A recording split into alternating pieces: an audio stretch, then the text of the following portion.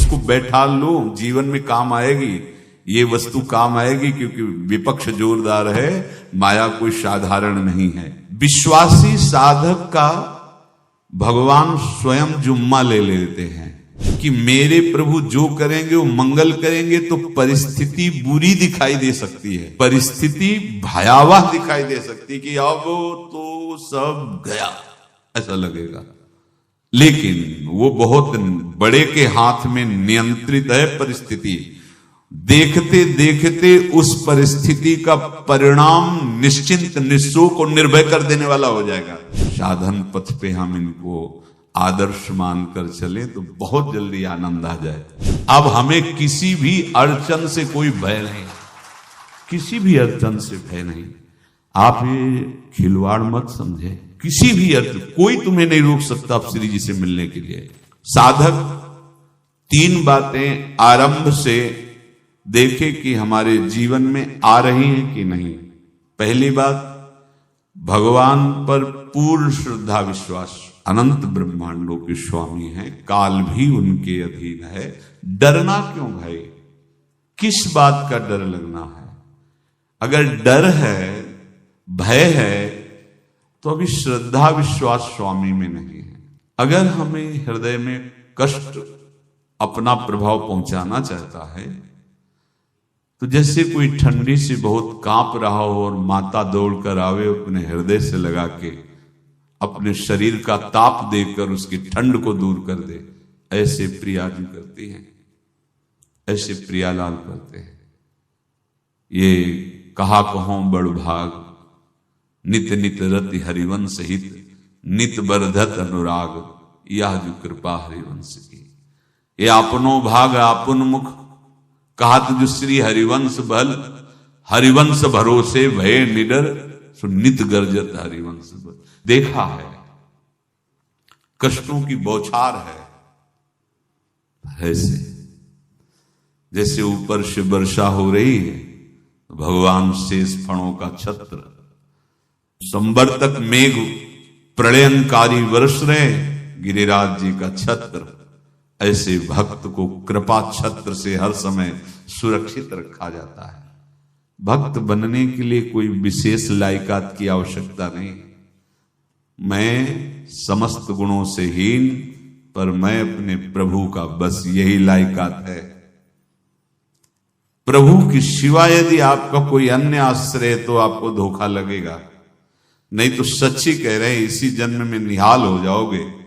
एक बात केवल स्वीकार करो कि प्रभु के सिवा मेरा कोई नहीं है, और है भी नहीं। स्वीकार कर लोगे तो तुम्हें अनुभव में आने लगे। हम प्रतिपल देखते हैं, प्रतिपल,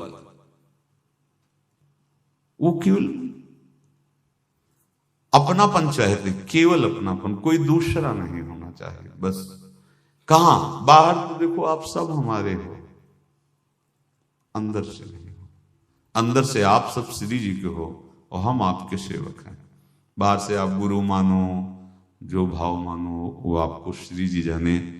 अंदर से हमारे आप श्री जी के जन हो और हम आपके सेवक हैं।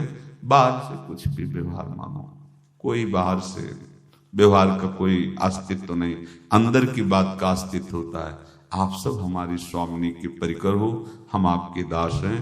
बस इस बात से हमारा अपनापन आपसे है, नहीं श्री जी के सिवा किसी से कोई अपनापन नहीं। कि आप इसका प्रभाव समझिए, प्रभु को सिर्फ अपनापन चाहिए, सिर्फ अनन्यता। यदि उपासक में 3 बातें नहीं है तो अभी थोड़ी गड़बड़ी है। पहला, दृढ़ श्रद्धा विश्वास। दृढ़ श्रद्धा, अब नहीं, अब तो हाथ उठने का समय आ गया। आप क्या, आप नहीं, अब गाहक मत फंसाओ, बाजार बंद करो, हाथ उठा लो, चलो अपने घर चलो, समय आ गया, घर चलने का समय है। नहीं तो कलयुग अपनी बाजार ऐसी फैला देगा कि भूल जाओगे कि घर भी जाना है। दूसरी बात, जो गुरु ने भजन दिया उसमें तत्परता, सच्ची मानिए। जीवन भर कभी इस प्रमाद को गुरु कृपा से आने का अवसर नहीं दिया गया, कि चैन से सोए हों और चैन से खाए हों पूरे जीवन में। कभी सुविधाओं को स्वीकार नहीं हुआ, पर साधन मार्ग में कभी भी शिथिलता नहीं हुई, तत्परता है। प्रभु पर पूर्ण श्रद्धा विश्वास और गुरु प्रदत्त साधन पर तत्परता, और तीसरा खास विषय इंद्रियों से भोगों को न भोगना। तब ये जो रंग है परमार्थ का, तब अब 2-4 माला की और मनमानी आचरण किए कहते हैं हमें भगवदानंद की स्फूर्ति नहीं होती। आपने रास्ता रखा है भगवदानंद का, बाजार लगाए बैठे हो अंदर हृदय में अन्य आसों की, अन्य भोगों की, अन्य चाहों की, अन्य मान्यताओं की। अरे खाली करो, ये सब माया का खेल है। एकमात्र प्रभु, बस जब थन जाएगी ये बात, जब गौर से देखो क्या है, जब चलोगे तो क्या होगा, चलने की तो सोचो, उस दिन की सोचो जिस दिन चलना है, और किस दिन चलना है पता ही नहीं है, तब तो और होश में हो जाओ। आपको कोई भी यहां सहयोग देने वाला नहीं, कोई भी वस्तु आपकी नहीं, कुछ भी आपके साथ नहीं जाएगा। तो होश में हो जाओ, संभाल लो, आगे की गति मत बिगाड़ो। 3 बातों पर ध्यान दीजिए, श्रद्धा और विश्वास अटूट अपने इष्ट पर। दूसरी बात, हमारे हृदय में जो गुरुदेव ने उपासना का बीज रोपण किया, तत्परता। देखो आपको हृदय की बात कहता हूं, माया के पास केवल प्रलोभन है, ये सुख में बांधती है। सुख का प्रलोभन अच्छे से सजा के पेश करके देना, साधक को भ्रष्ट करना, ये इसका स्वभाव है माया का। माया किसी व्यक्ति का नाम नहीं, किसी शरीर का नाम नहीं। भगवत विमुखता जिस वस्तु व्यक्ति स्थान से हो वही माया है। माया का मतलब थोड़ी जैसे कोई स्त्री शरीर पे आरोप कर दे या पुरुष शरीर पे आरोप कर दे, ये तो माया है। तो और क्या है? मैं, मोर, तोर, तय और जहां तक इंद्रियां जाएं, जहां तक मन जाए, सब माया ही है। इसको देखा है भगवान के पार्षदों ने। ये क्या करती है? चमकीली लेबिल लगाकर, सुख का चारा डाल करके जीव को बांधती है। इससे सुख मिलेगा, बहुत सुंदर है ये वस्तु, ये शरीर, ये व्यक्ति, ये स्थान, ये पद, इससे वो बांधती है। विवेक ऊपर की लेवल का तत्काल ऑपरेशन करता है, वो आंतरिक विषय पर दृष्टि डालता है तो सब खोखला निकलता है, बाहर निकल क्रॉस कर जाता है। होए विवेक मोह भ्रम भागा, तब सब विषय विलास विरागा। अज्ञानी उसी आकर्षण सुख में बंध जाता है, और सुख तो था नहीं, बंधन इतनी जोर का हो गया, अब मुक्त हो रहे सकता नहीं, तो उसके हृदय में लगता है इसके बिना जी नहीं सकते, इस नशा के बिना, वस्तु के बिना, व्यक्ति के बिना। और एक सूक्ष्म बात, वो जब आपको सुख देगी तो आपको स्वतंत्रता का आभास कराएगी, और जब आप उसको छू लेंगे तो आपको परतंत्र बना देगी, भयभीत कर देगी। तो आप डाउन होकर के अपने अस्तित्व को मिटाकर पूरा जीवन बर्बाद कर देंगे। इन शब्दों को लिख लो, अपने हृदय में लिख लो।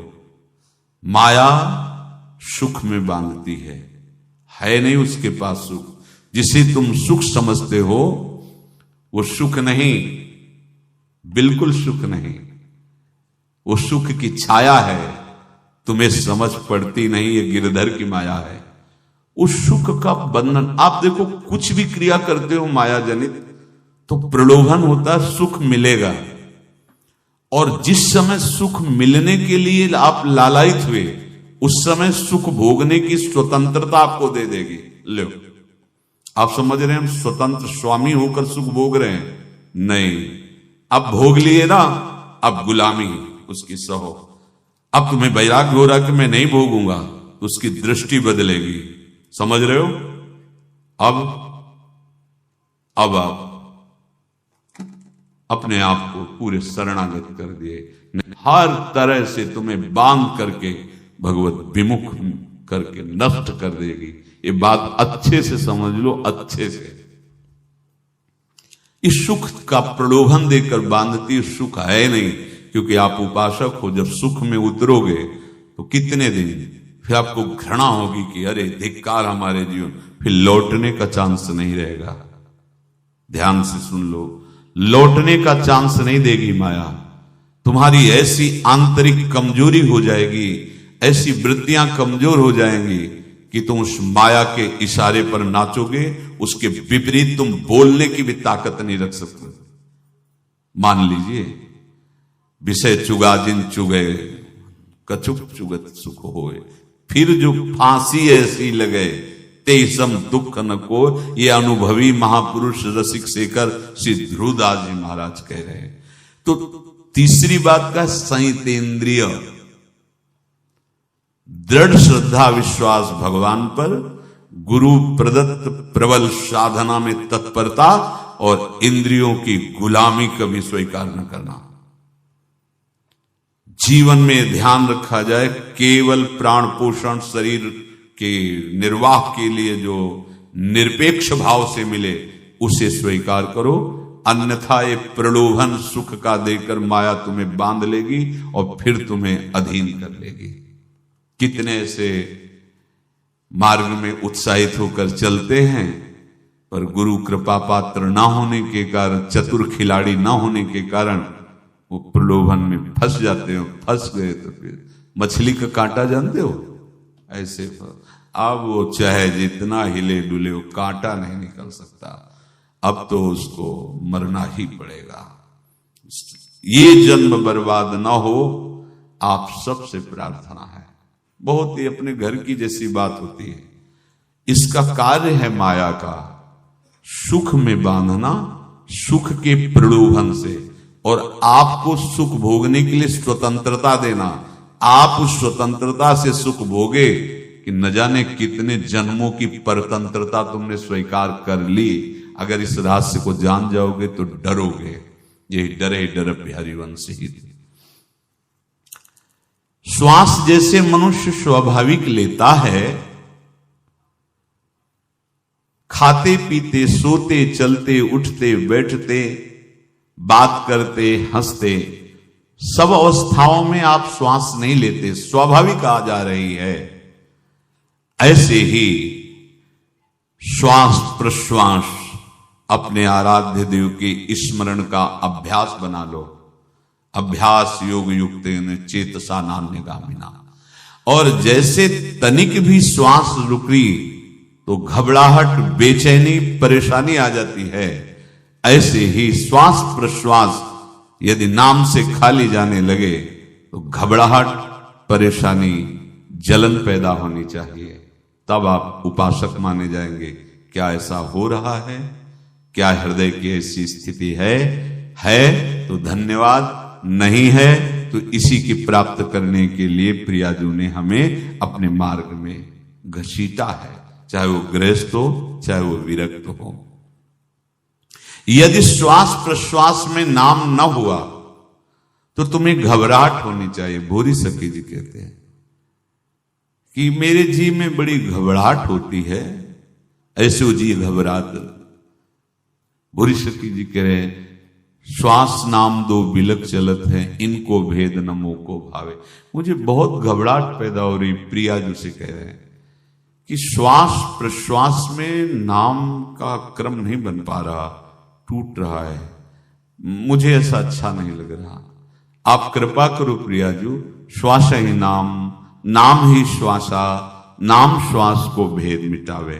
प्रियाजू ऐसी कृपा कर दो, श्वास प्रश्वास आपका नाम चलता रहे। ये बात प्रवचन ना मान करके जीवन मान लीजिए।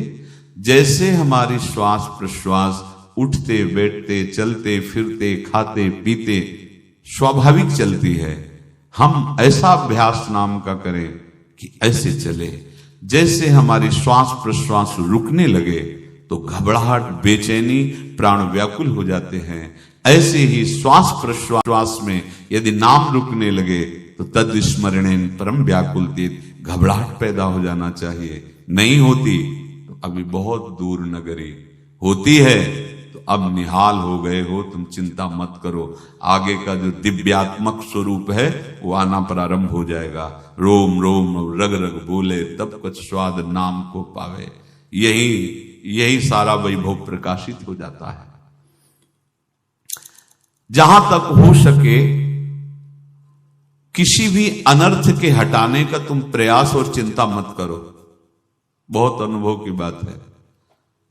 जैसे तुम कहीं फंस गए, गलती हो गई तुमसे, माया ने फंसा लिया, अब निर्भय हो जाओ। तुम्हारा अपमान होगा, तुम्हारी निंदा होगी, कुछ नहीं बिगड़ेगा, लेकिन पूरा जीवन बर्बाद नहीं कर देना है। प्रभु के भरोसे हो जाओ कि यदि आपको अपमान और निंदा करवानी तो करवाओ, पर अब लो नसानी अब ना न सही हो। मैं समझ गया, अब आगे बढ़ूंगा, नहीं रुकूंगा। कुछ भी हो जाए, प्राण चले जाए, सभा में अपमान हो जाए, तो भी मैं अब रुकने वाला नहीं। समझ रहे? प्राप्त अनर्थ की निवृत्ति की चिंता में नहीं रहना तुम्हें।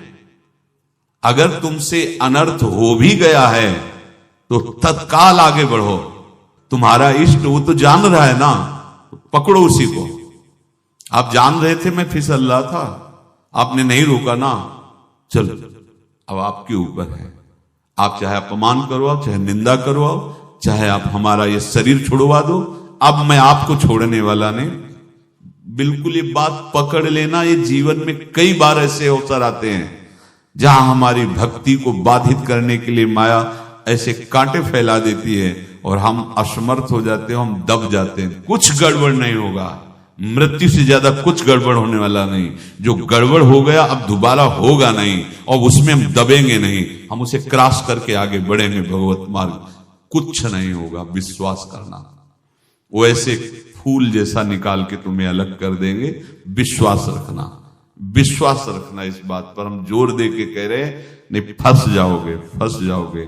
कभी इष्ट गुरु से छुपाओ मत करना कि अगर ये जान गए तो। नहीं, जानो, तुम जानो।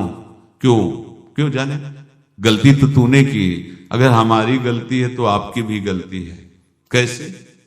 छोटा बालक जब गिरता है, मां दौड़ के उठाने जाती है ना, तो पहला रोष दृष्टि उसकी मां की होती है। अब तो उठा रहे हो, और जब गिरने जा रहे थे तब क्यों दृष्टि नहीं डाली? अगर पकड़ लेती तो गिरता ही क्यों नहीं? तुम्हारी माया बाजी पसारी विचित्र, सुन मुनि मोहे काकी कोड़, कह हरिदास तुम्हारे हम जीते। तो ये अपने संबंध बल से बात कर रहे हैं। झुकना नहीं, टूटना नहीं। माया का कार्य है झुका देना, रौन देना, और पश्चाताप मत करना। प्राय कहा जाता है प्रायश्चित करो, पश्चाताप। हमारे पास समय नहीं है। राधा राधा राधा सब हो गया, पश्चाताप बढ़ा गए। नहीं तो इसी चिंता में गलती हो गई।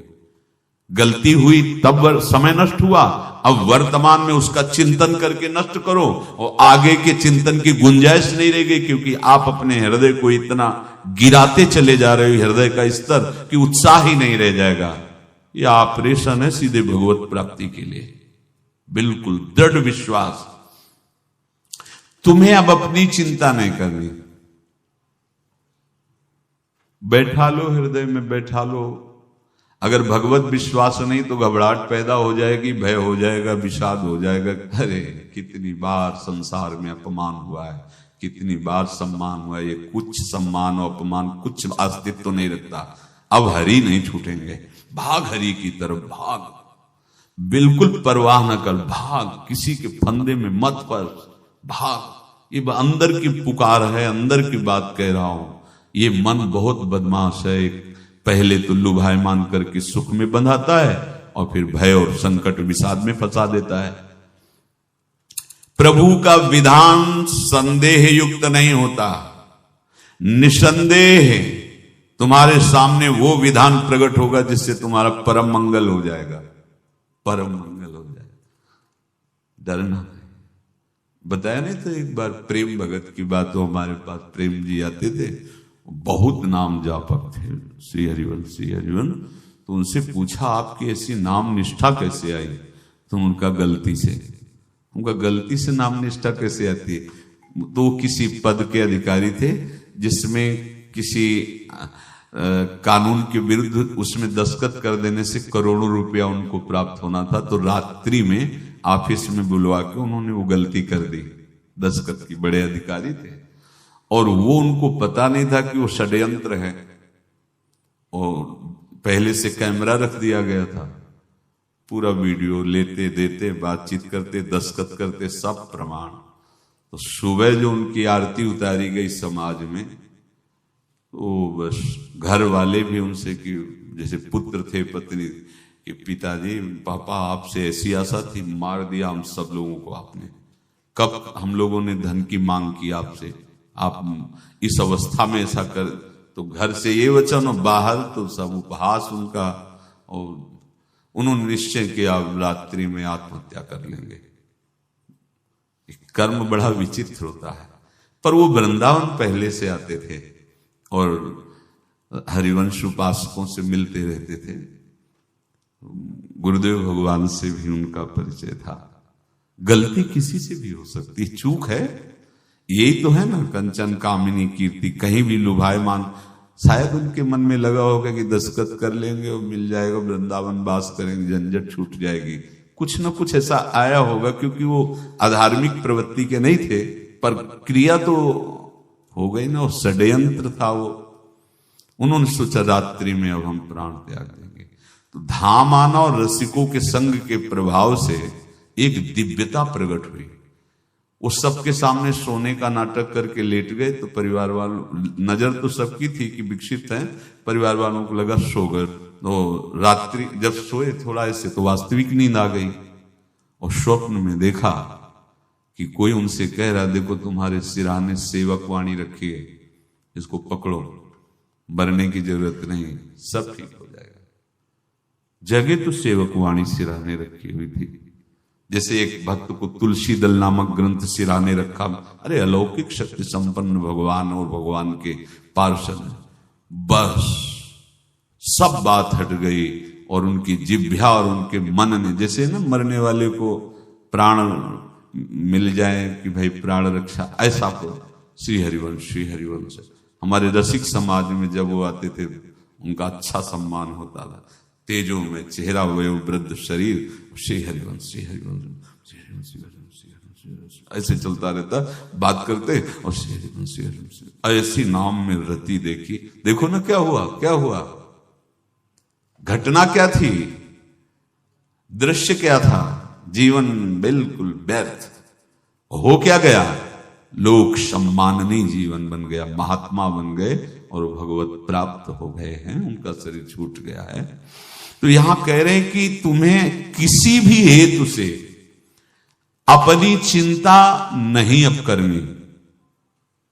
प्रभु का विधान निसंदेह परम कल्याण में होता है, तुम्हें संदेह नहीं करना। कड़ुआ हो सकता है, लेकिन अवसर तो मिल जाएगा श्री जी की तरफ भागने का। हम अपने को अच्छा साबित करने के लिए पूरा जीवन लगा दें, नहीं भाई, हम नीच आचरण वाले पर हम भागेंगे प्रभु की तरफ। लोक पावन करने वाले महात्मा बन जाओगे। सतरति लोकांत, इसको बैठा लो, जीवन में काम आएगी, ये वस्तु काम आएगी, क्योंकि विपक्ष जोरदार है, माया कोई साधारण नहीं है। विश्वासी साधक का भगवान स्वयं जुम्मा ले लेते हैं। विश्वासी साधक का भगवान स्वयं, देखो अपने मन में तुम किसी प्रकार की चिंता न रख करके ये आज से विश्वास कर लो कि अब मेरे जीवन में जो होगा, मेरे प्रियाजू के द्वारा किया हुआ विधान परम सुखप्रद होगा, परम मंगलमय होगा। विश्वासी भक्त का जब ये स्वभाव निश्चय हो जाता है कि मेरे प्रभु जो करेंगे वो मंगल करेंगे, तो परिस्थिति बुरी दिखाई दे सकती है, परिस्थिति भयावह दिखाई दे सकती कि अब तो सब गया, ऐसा लगेगा। लेकिन वो बहुत बड़े के हाथ में नियंत्रित है परिस्थिति। देखते देखते उस परिस्थिति का परिणाम निश्चिंत, निःशोक और निर्भय कर देने वाला हो जाएगा। भयभीत मत होना। बहुत ही अमृतमयी बातें हैं। अगर अपने साधन पथ पे हम इनको आदर्श मानकर चले तो बहुत जल्दी आनंद आ जाए। किसी भी अड़चन को तैयार रहो। ये काल क्षेत्र है, मृत्यु क्षेत्र है। कुछ भी, कभी भी, कहीं भी, कैसे भी, सबके सब मर सकते हो। अभी यही खंबा टूट जाए, बिल्डिंग गिर जाए, सब मर जाओगे। कहां जाओगे? जहां ऐसे सुन रहे हो ना, ऐसे निकुंज में चले जाओ। अब हमें किसी भी अड़चन से कोई भय नहीं, किसी भी अड़चन से भय नहीं। आप ये खिलवाड़ मत समझे। किसी भी अर्थ कोई तुम्हें नहीं रोक सकता आप श्री जी से मिलने के लिए। ये आगंतुक भय एक स्वाभाविक होता है। जैसे पूज्य श्री मंगनानंद जी सरकार सेनपुर, बहुत उच्च कोटि के ब्रह्मलीन महापुरुष, तो एक चौकी पर ऐसे बैठे हुए थे और बहुत से ऐसे संतजन परमहंस सब बैठे हुए थे और ब्रह्म चिंतन के विषय में चर्चा चल रही थी। तो एक संत आगंतुक वृंद आए ऐसे गंगा किनारे। तो उस समय स्वामी जी कह रहे थे मंगलानंद जी कि एक होता है विचार भय, वो संतों में कभी नहीं होता है, और एक होता है तात्कालिक भय, वो सबको व्याप्त हो जाता है। तो उन्होंने कहा कि स्वामी जी वैसे हम आपका आदर करते, लेकिन इस बात पर हमारा मतलब मन नहीं बैठ पा रहा है कि जो ब्रह्म स्वरूप को जान गया है उसको विचार भय तो होगा ही नहीं, लेकिन स्वाभाविक भय कैसा हो सकता है? तो सिद्ध पुरुष थे। उनका स्वामी जी बैठो, प्रसंग पूरा होने के बाद फिर आपका उत्तर हो जाएगा। ऐसे चौकी लगाई, बैठे और बैठे थे बट वृक्ष के नीचे। तो एक जैसे बाज है, गीद पक्षी है, उस समय तो वो संध्या का समय था, आके ऐसे जे ही बैठा तो खरबर खरबर वो डाल तो महाराज चौकी के नीचे हो गए, जो गंगा किनारे से आए थे ना। तो कहा स्वामी जी ये विचार भय है या स्वाभाविक भय है या आपको ब्रह्म चिंतन या ब्रह्म बोध नहीं? तो हंस दिए, बोले उत्तर मिल गया। ये स्वाभाविक, जैसे अभी बंदर चीख दे तो सब घबरा जाओगे ना, विचार भय नहीं है ये आगंतुक स्वाभाविक भय। भय विचार भय कि अब जो है ऐसा होगा, ऐसा हो सकता है, नहीं नहीं। वही प्रसंग चल रहा है, भगवान प्रमाण देते चले जा रहे हैं। देखो, कोई भी भय, कोई भी अड़चन अब तुम्हारा अमंगल नहीं कर सकती, पक्का मान लीजिए। डरो मत। देखो इसमें इसीलिए प्राणों की बाजी लगा के, अब हमारे प्राण नहीं हैं, हमारे प्राण प्राणनाथ को समर्पित हैं। मेरे प्राणनाथ श्री श्यामा तो क्यों भय करें? तो हम ये सब कर किसके लिए रहे? श्यामा जी के पास पहुंचने के लिए। श्यामा जी के पास पहुंच गए, हमें श्यामा जी के पास जाना है। ये बिल्कुल छोटी मोटी बातें, अंदर ये जो सांसारिकता है इसका त्याग करो। आप इस बात को समझो। गुरु गोविंद सिंह, लाखों की समाज बैठी हुई थी। उन्होंने कहा कि अगर तुम आजादी चाहते हो तो तुम्हें अपने प्राण देने पड़ेंगे। हमें खड़ा हो कोई व्यक्ति जो अपने प्राण देना चाहता है, मैं उसे आजादी। आजादी दो प्रकार की, एक प्राकृतिक आजादी और एक दिव्य आजादी, दोनों देने में समर्थ थे गुरु गोविंद सिंह। हाँ, ये सिखों के आचार्य हैं, बहुत ही अध्यात्म बल और शारीरिक बल से भी पुष्ट। एक खड़े हुए हिम्मत करके बोले आ, गड़ासा हाथ में अंदर गए और ऐसा लगा कि उनकी गर्दन उतार दी गई और ऐसे रक्त प्रवाह सा नाली से बहा, जो सबको दिखाई दे रहा था। और कोई है? जब पता ही चल गया कि गर्दन उतारी जा रही, रक्त प्रवाह, वो कहते थे मुझे तुम रक्त दो, प्राण दो, मैं तुम्हें आजादी दूंगा। 2 3 4